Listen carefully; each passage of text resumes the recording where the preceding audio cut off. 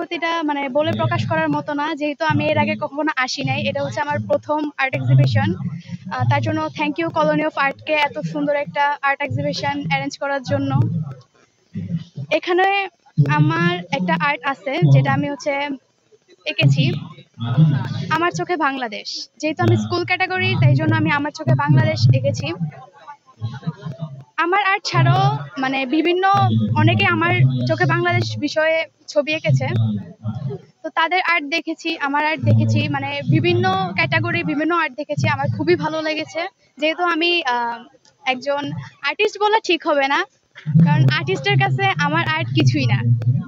তো আমি যেহেতু ক্ষুদ্র প্রচেষ্টা করেছি, অবশ্যই আমার প্রচেষ্টাকে আমি ধন্যবাদ জানাবো। একদম শুরু থেকেই আর কি এক্সাইটেড ছিলাম। প্রথমে কিন্তু এটার ব্যাপারে জানতে পারি আমার এক ফ্রেন্ডের কাছ থেকে। সে আমার একটা পোস্টে মেনশন দিছিল। পরে যে এটার ব্যাপারে একটু ঘাটাঘাটি করার পর দেন আমার ফ্যামিলির সাথে একটু কথা বলে নিয়েছি যে এটার মধ্যে অ্যাটেন্ড করতে পারবো কিনা। পরে যখন অ্যালাউ করছে তখন গিয়ে আমি টাইম নেওয়া করছি, কিন্তু তাড়াহুড়া করেও আর কি আর্টটা কমপ্লিট করার চেষ্টা করছি।